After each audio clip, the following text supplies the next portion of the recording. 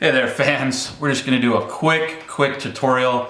I definitely can make more advanced soup. This is just a quick, if you really want some soup.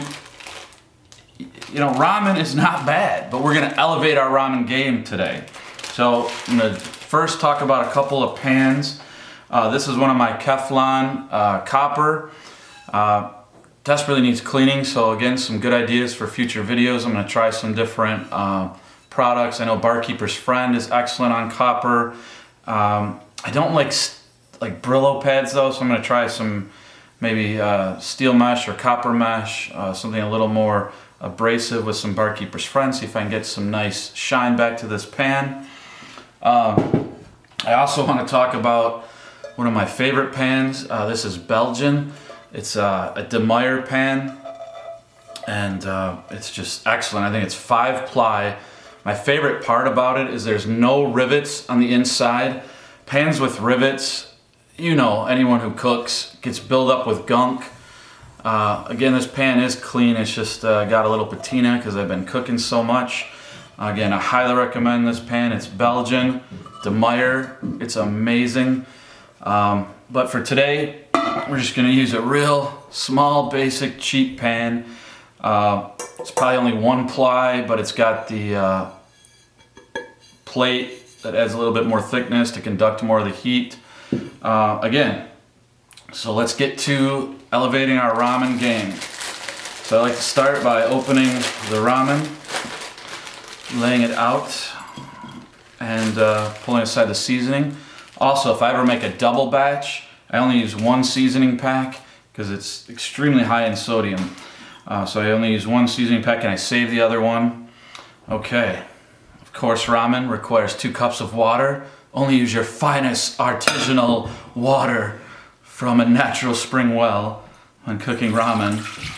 So we put our 2 cups of water in, and to the ramen itself, I have a mason jar where I've added some coarse ground pepper and some kosher salt, and I'm just adding a little bit to the ramen. And I know what you're saying, Stuffy, ramen is so high in sodium. Don't worry folks, we're going to be cutting back on the amount of the packet we used. I'm using beef. I actually prefer chicken for this recipe, but we're using beef because that's what I had. Now the first thing I like to do to elevate any broth, and I use this in my bone broths that take up to 12 hours to cook, I love French thyme. Now this is Trader Joe's French thyme. Trader Joe's is not a sponsor, but hey, Trader Joe's, if you're watching, Stuffy is not opposed for you sponsoring Team Stuffy here. Okay, so a nice healthy pinch of French thyme really helps. And you do this before it boils. We're going to be putting it on the stove, bring it to a boil. Turmeric, again, Trader Joe's turmeric, love it. Turmeric's very strong, so I usually just put a little bit in the cap. I don't want too much, but it is excellent in soups. It's good for you. It's an anti-inflammatory, but again, just a pinch. It's going to give excellent color to the broth. Good flavor, but it can be overpowering. So again, not too much. There, I did kind of 2 pinches, very small. The other thing I like to do is some soy sauce. Now, again, high in sodium, but we're going to be cutting back on the packet that's included. I don't normally measure when I do this, but I'm going to say about 1 tablespoon per 2 cups should be sufficient. We just kind of want to color the water. Again, just elevate those flavors. And last but not least, I like in all my soups a little white pepper. It's another spice brand I like, Spice Island. So we're just going to add a little bit to the top. Just a touch of white pepper. Now going back to the other pepper mix, again I made it myself, 50-50, kosher salt and coarse ground black pepper. I prefer Malabar, as in the country where it comes from. Not country, it comes from India, Malabar, India. It's harder to find the Malabar pepper, but it is worth it, and again, coarse ground. Okay, sorry, my battery died on my digital SLR camera on the tripod, so I'm switching to the good old iPhone. You can see the broth already has that nice color.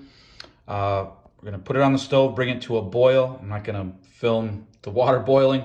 I'll bring us back in when the water comes up to a boil.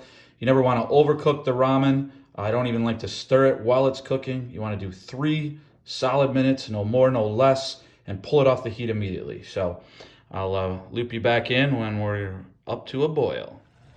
Okay, fans, brought you back. We're at a solid boil. I put in the whole brick. And again, I've already set my timer for 3 minutes. We don't want to go any more or any less.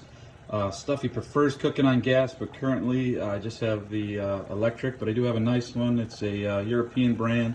It does have a power boil setting on each burner, so it's excellent. Okay, that's basically it, guys. Elevated ramen. It's quick, it's fast. 3 minutes to cook, prep, and boiling the water should be under 2, so a total of 5 minutes, and you're enjoying a elevated ramen. I'll bring you back in on the finished product. Thanks, guys. Okay, guys, here's the finished product. Put it in a clear Pyrex so we could see. It's got some nice coloration. You got the beautiful thyme, French thyme floating on top. Again, I prefer the chicken. It has a more golden hue when it's done.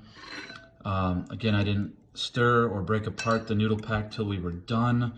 As soon as the 3 minutes were up, stir once. Only added about 3/4 of the included seasoning pack because we again added our own soy sauce and additional little bit of kosher salt. So we don't want to create too much of a salty taste. I think this has a great balance, elevates the flavor. Again, in future videos, I'll show you my bone broth where I take 12 hours to cook just the base to my soup, the broth. I also want to try real ramen in the future where we do, parts of soft-boiled egg, diced scallions, onions. Maybe we try some fresh noodles. Again, start with a bone broth for the bone, for the base, and just really make some real ramen. But again, under 5 minutes, elevate your ramen. You don't have to have a big budget or a lot of time to eat better than you currently are. So again, thanks for joining. Tell me in the comments, still, we need to name the cooking episodes of Stuffy, and I'll catch you in the next one.